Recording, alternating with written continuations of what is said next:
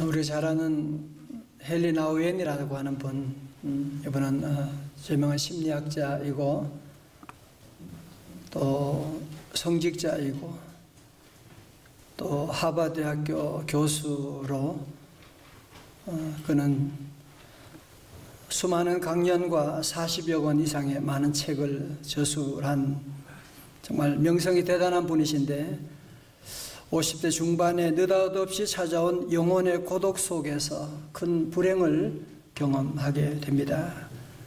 그러던 어느 날 하버드대학교의 모든 교수직과 명성을 다 뒤로 한 채 그의 나이 54세가 되던 해에 캐나다에 있는 정신지체자들의 공동체인 라루시 데이브레이크로 들어가서 그들과 함께 평생 살기로 결단하게 됩니다. 1986년 10명 정도의 정신지체자와 함께 살고 있는 그 집에는 존이라고 하는 한 중년의 남자가 있는데 이 사람에게 한 가지 버릇이 있어요. 그것은 만나는 사람마다 물어보는 것이 하나 있어요. 집이 어디예요? Where do you live? 집이 어디예요? 또 한참 있다가 또 다시 물어봐요. 집이 어디예요? 아니, 만나는 사람마다 그렇게 물어보는 거예요. 또 그러다가 좀 시간이 지나면 두 번째 질문을 던지는 거예요. 오늘 밤에는 집에 있을 건가요? 집이 어디예요? 그래서 물어보는.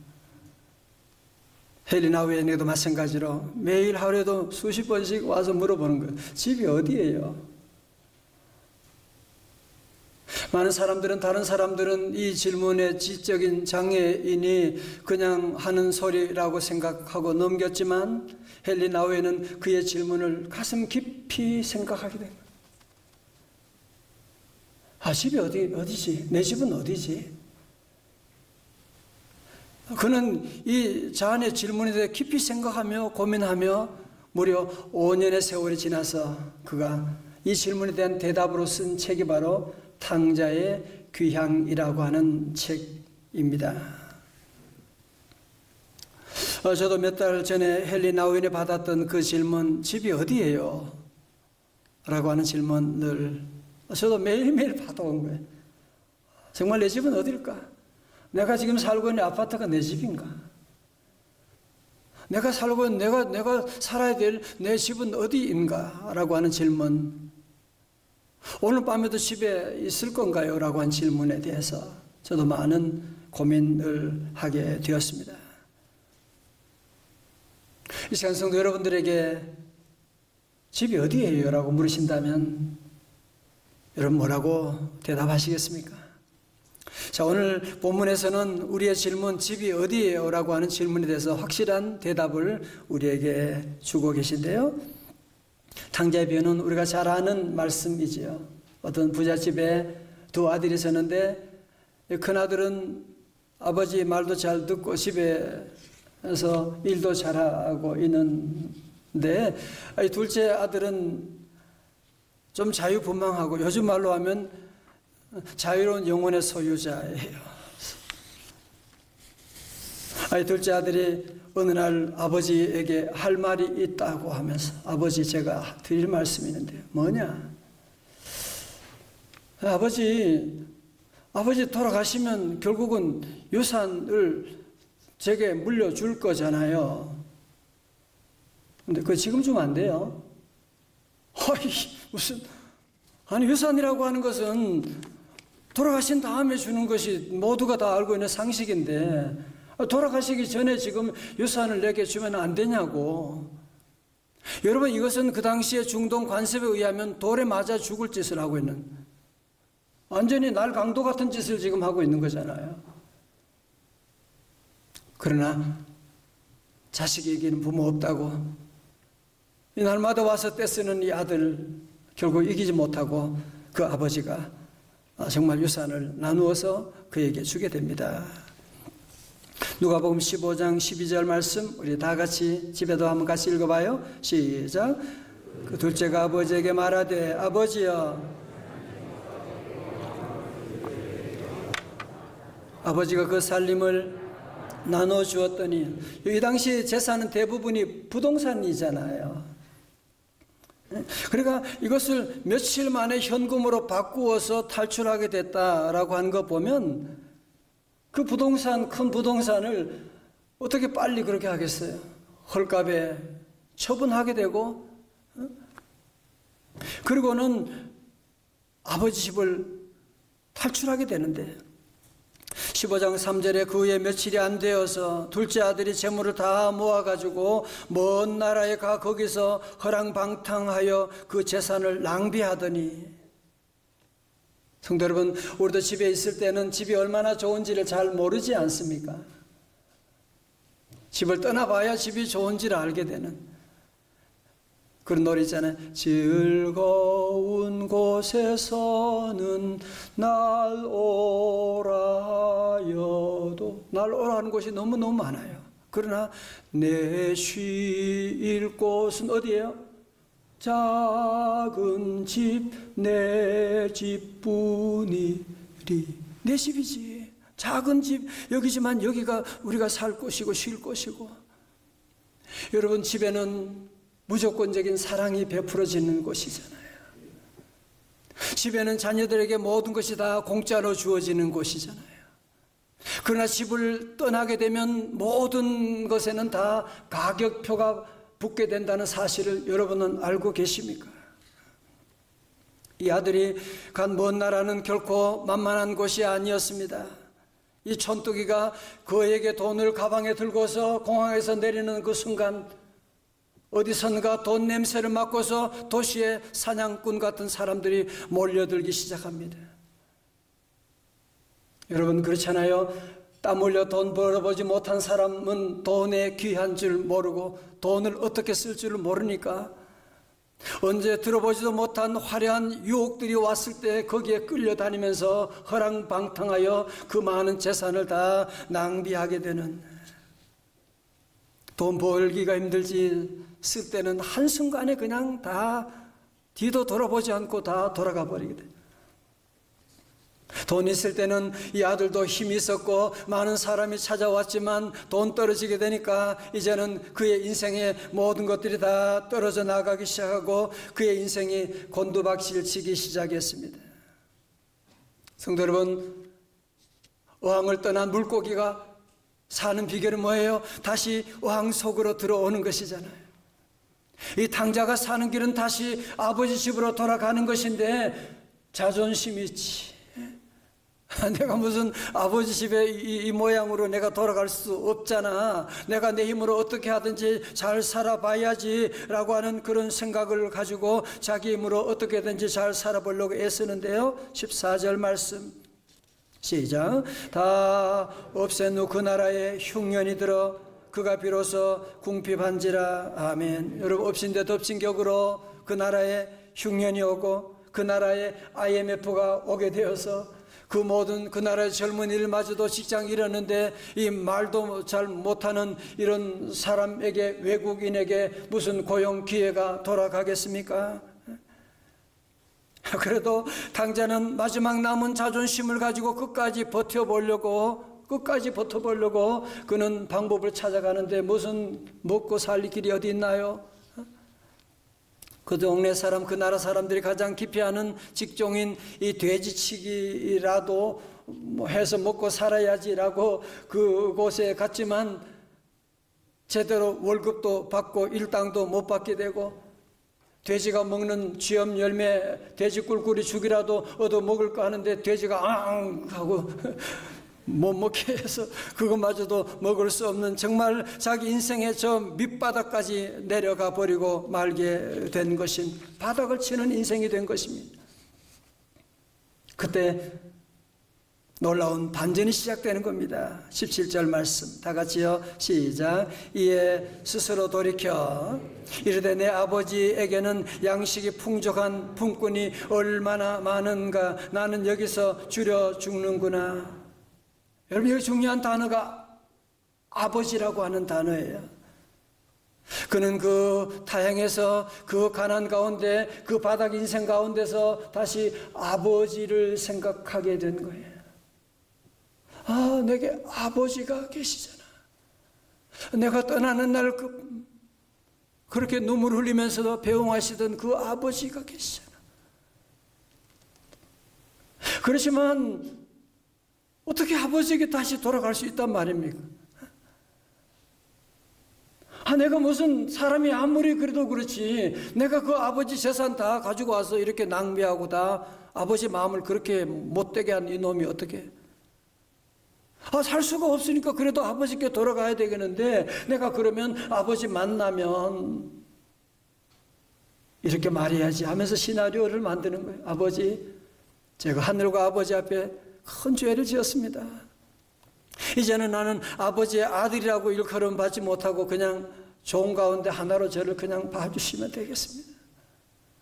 그렇게 말할 것이다 하고 생각하면서 15장 20절에 이에 일어나서 아버지에게로 돌아가니라.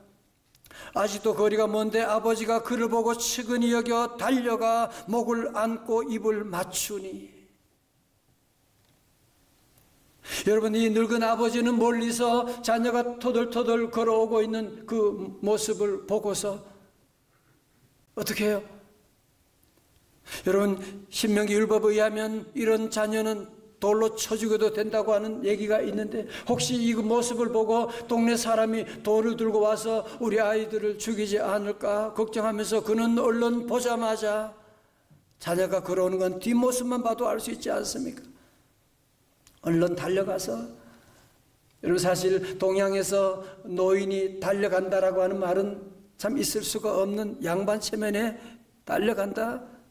아니에요. 그게 중요하지 않아요. 아버지의 체면이 중요하지 않아요. 자기 아들을 돌아오는데 그는 달려가서 그를 얼싸 안고 입을 맞추게 되는. 왜 얼른 그를 안 하느냐? 혹시 누가 돌을 던지면 그 돌 내가 맞으려고, 그리고 그 아들을 품어에 안았던 것입니다. 아들이 아버지에게 내가 잘못하고 회개의 고백을 하려고 하는데 그러면서 그 아들에게 옷을 가져와서 입혀주고, 그리고 손가락에 가락지를 띄워주고, 그리고 발에 신발을 신겨주고, 무슨 얘기하는 거예요? 이제 너를 아들로 다시 받아들이노라. 그리고 큰 잔치를 벌이게 된 것이거든요. 누구와의 관계를 회복해야 될까요? 육신의 부모님과 관계를 회복하고 육신의 부모님께 효도해야만 합니다. 몇 년 전에 회자되던 이야기 가운데 아버지를 가슴 아프게 하는 얘기 들어보셨습니까? 일산 아니지만 강남 대치동에서는 자녀 교육 성공의 4가지 조건이 있대요. 첫째, 엄마의 열정. 둘째, 부모의 경제력. 셋째, 조부모의 재력. 그리고 넷째, 아빠의 무관심이라서. 이걸 말이라고 합니까? 이걸 말이라고 합니까? 뭐 어떤 애는 무슨 씻었다 그러면서 아버지는 강아지도 좋고 엄마도 냉장고 좋은데 아빠는 왜 있는지 모르겠다. 이걸 말이라고 합니까? 지금 우리 아버지들이 지금 가정을 위해서, 자녀들을 위해서 하루 종일 뼈 빠지게 일하고 별의별 소리 다 들으면서도 자녀들 위해서, 가족을 위해서 수고하고 있는 그것을 여러분은 모르십니까? 그리고 여러분, 왜 우리가 아버지를 무시하면 안 되느냐, 아버지의 권위를 존중하지 않으면 안 되느냐 하면, 잘 들으세요. 왜 안 되느냐? 그 이유가 뭐냐? 아버지의 권위를 무시하게 되면 하나님과의 관계의 축복의 통로가 막히게 되는 것을 아셔야 돼요. 종교학자 마르틴 루터는 이런 말을 했습니다. 하나님은 부모를 지상에 존재하는 하나님의 대리자로 삼으셨다. 여러분, 성경 보면 하나님께 축복하실 때 누구를 통해 복 주세요? 주로 부모님들을 통해서 복을 주세요. 대표적으로 창세기 28장에 보면 이삭은 큰 아들이 누군지 작은 아들이 그것 헷갈려요. 그 눈도 멀었어. 그럼에도 불구하고 아들 이삭에게 복을 빌어주지 않습니까? 28장 1절에 이삭이 야곱을 불러 그에게 축복하고 또 당부하여 이르되 3절 전능하신 하나님이 네게 복을 주시어 네가 생육하고 번성하게 하라 네가 여러 족속을 이루게 하시고. 여러분, 나중에 야곱도 마찬가지로 그의 12아들들을 축복했지요. 창세기 49장 22절 야곱의 축복장인데 그 중에 요셉에게 빌은 축복이 뭡니까? 요셉은 무성한 가지고 샘 곁에 무성한 가지라 그 가지가 담을 넘었도다. 저는 이 말씀이 너무 좋아요. 그렇죠? 무성한 가지가 되어 샘 곁에 무성한 가지라 그 가지가 담을 넘었도다. 다시 아멘. 여러분, 나중에 그 야곱이 요셉의 아들을 에브라임과 므낫세에게 복을 줄 때는 손을 엇갈려가지고 이렇게 복을 빌었더니만 그 자녀들의 운명이 완전히 바뀌게 되는 그런 일이 있지 않습니까? 자신을 보세요. 우리 부모들, 특별히 우리 아버지들 오늘 이 말씀 가운데 꼭 기억하십시오. 여러분, 이 축복을 절대로 이거 포기하면 안 돼. 이거는 놓치면 안 되는 것입니다. 하나님께서 우리 부모들에게, 특별히 아버지들에게 축복권을 주셨다고 하는 사실을 모르고 있는, 잔소리만 했지 축복권이 뭔지도 모르고 있다면 오늘 여러분 이 시간 다시 주님께 나와 말씀 듣고, 우리 부모님들은 자녀들에게 축복을 흘러보내는 통로라고 하는 것이거든요. 그러므로 우리가 부모님께 불효하게 되면, 불효하는 것은 할 수가 있지만 우리 부모님과 나 사이에 하나님의 축복의 통로가 지금 막히게 된다고 하는 사실을 여러분이 잊으시면 안 되는 것입니다. 그래서 여러분 정말 잘되고 장수하기 위해서 에베소 6장의 말씀에 귀를 기울이십시오. 6장 2절의 말씀, 내 아버지와 어머니를 공경하라. 이것은 약속이 있는 첫 계명이니. 3절 다 같이요. 이로써 네가 잘되고 땅에서 장수하리라. 아멘. 혹시 여러분 가운데 나는 열심히 일하는데 이상하게 자꾸 이 관계가 막히고 회사가 자꾸 막히고 자꾸 꼬이고 이런 일이 있다면 혹시 여러분이 내가 부모님과의 관계에 문제가 있지 않는가? 혹시 지난날 부모님이 준 그 상처 때문에 아직까지도 풀지 못한 그런 상처가 있지 않은가? 여러분 심각하게 점검해 보셔야 돼요.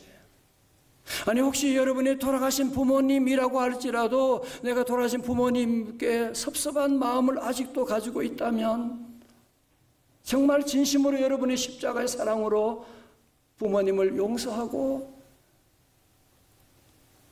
여러분이 받아들이고, 정말 우리가 이런 축복받는 잘되고 장수하는 복을 이제 여러분이 받으셔야 되지 않겠습니까? 모든 사람이 지금 코로나로 말미암아 점점 어려워진다, 큰일 났다, 안 된다, 자녀들의 앞날 이제는 학교도 무너지고 이런 불확실한 시대 가운데 우리가 잘되고 장수하는 축복받는 비결이 뭐냐? 그것은 바로 우리의 낳으시고 길러준 부모님을 여러분이 잘 공경하고 나가는, 이건 제 얘기가 아니고 오늘 성경의 약속이고 구약과 신약이 일관되어 나오는 창은 십계명 5번째도 나오고 예수님도 보여주셨고 사도 바울도 우리에게 강조하고 있는 것이거든요. 그래서 우리 모든 성도들은 결단해야만 합니다. 오늘 하나님의 말씀 듣고 다시 한번 우리 모두 결단하고. 왜? 여러분 이게 왜 중요합니까? 이게 왜 중요합니까? 이 부모님과 나와의 관계가 왜 중요하냐? 이게 우리 대에서 끝나는 게 아니라는 게 문제예요.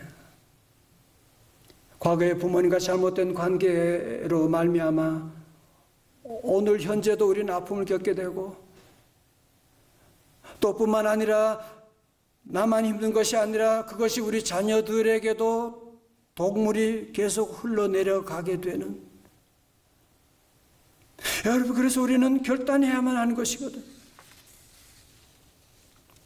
정말 우리가 다음 세대 자녀들 위해서라도 우리는 결단해야만 합니다.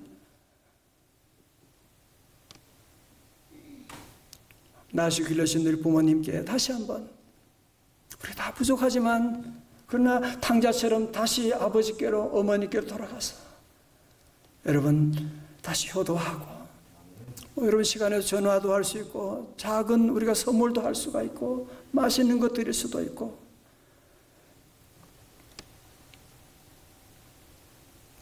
부모님께 효도할 수 있는 것도 여러분 하고 싶다고 하는 게 아니에요.